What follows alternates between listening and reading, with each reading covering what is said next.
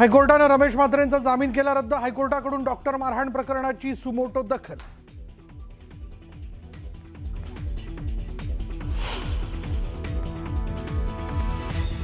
NCP Sharad चंद्र Pawar party को कोई भी प्रस्ताव कहीं से भी नहीं आया, न कांग्रेस से आया है, न बीजेपी से आया, न किसी से आया। इंडियामध्ये सहभागी होण्याविषयीच्या चर्चांचं सुप्रिया सुळेंकडून खंडन।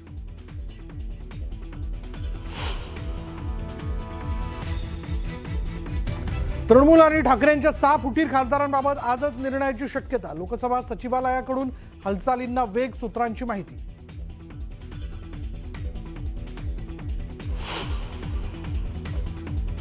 आम्ही जय श्रीराम जरूर बोलतो, जय शिवराय, जय श्रीराम, पण आम्हाला राम पाहिजे, तो भाजप मुक्त राम पाहिजे। हा दरोडा फक्त राम मंदिरात नाही तर हिंदूंच्या श्रद्धेवर। नागपूरमधून उद्धव ठाकरेंचा घणाघात।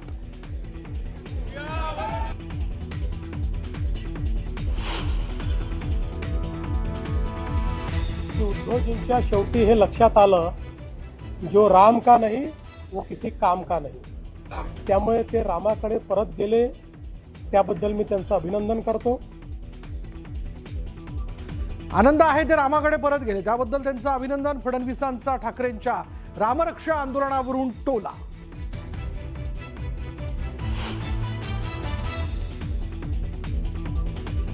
नीट पेपरफुटी प्रकरणात शिवराज मोटेगावकरचा पाय आणखी खोलात। लातूरच्या आरसीसी क्लासमध्ये जाऊन सीबीआय कडून पुन्हा तपास।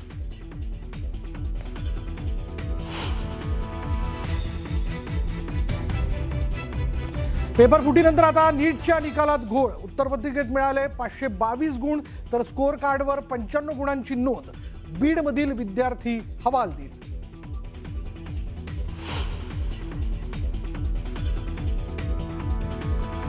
बॉलिवूड अभिनेता आमिर खानला गँगस्टर लॉरेन्स बिश्नोई टोळीची धमकी। मुंबई पोलिसांच्या गुन्हे शाखेनं साधला आमिर खानच्या टीमशी संवाद।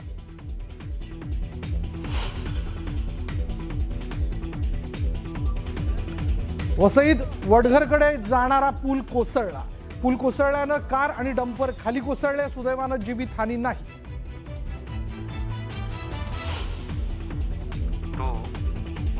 आणि अंतराळ क्षेत्रात भारताची ऐतिहासिक कामगिरी। हैदराबादमधील स्कायरूट एरोस्पेस कंपनीचा विक्रम 1चा ऑर्बिटल रॉकेटचं यशस्वी उड्डाण।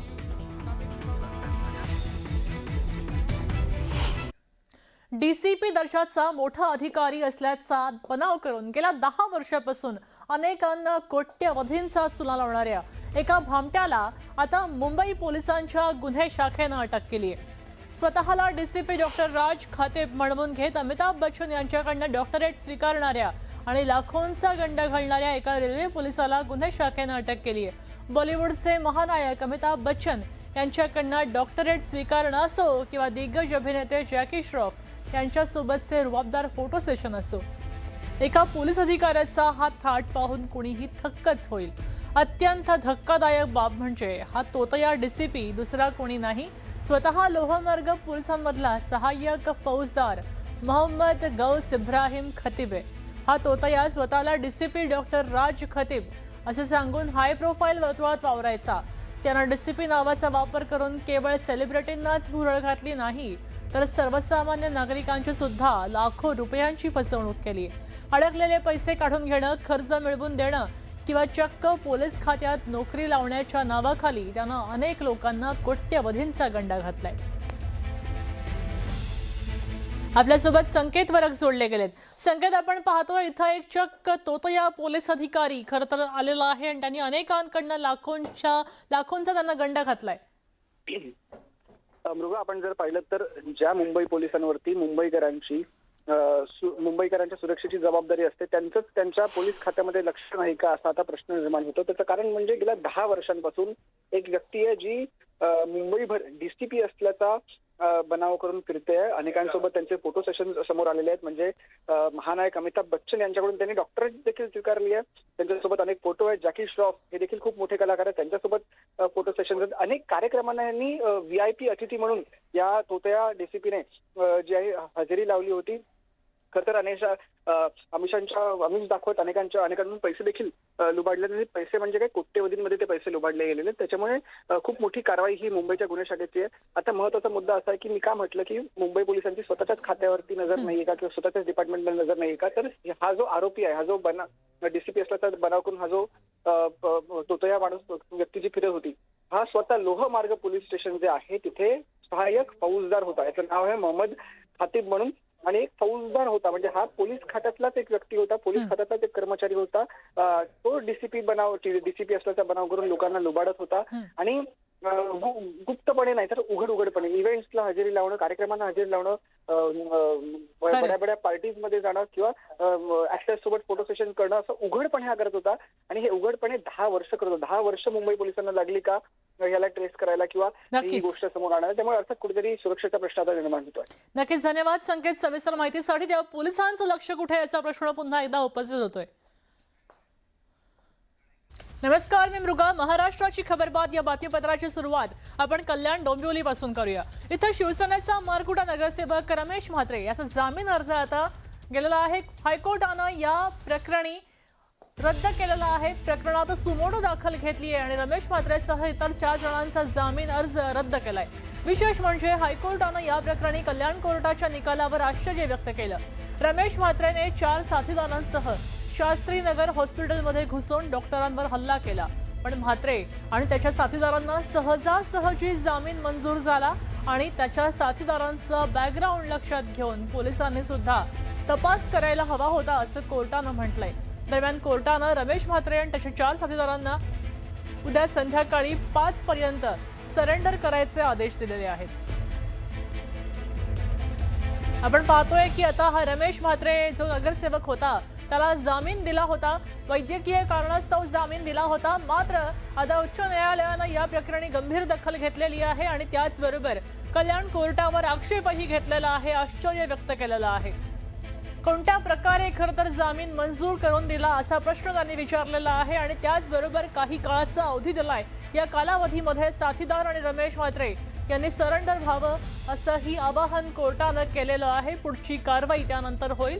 मात्र दरम्यान रमेश म्हात्रे याला सरेंडर करण्याचं आवाहन दिलेलं आहे. जामीन अर्ज रद्द केल्याचं पाहायला मिळतंय. आता हायकोर्टानं दणका दिलेला आहे. रमेश म्हात्रे याला पुन्हा अटक होणार आहे. त्याचबरोबर त्याचे साथीदार हे सुद्धा अटकेत जाणार तसं कळतंय. आपल्यासोबत प्रशांत बाग जोडले गेलेले आहेत.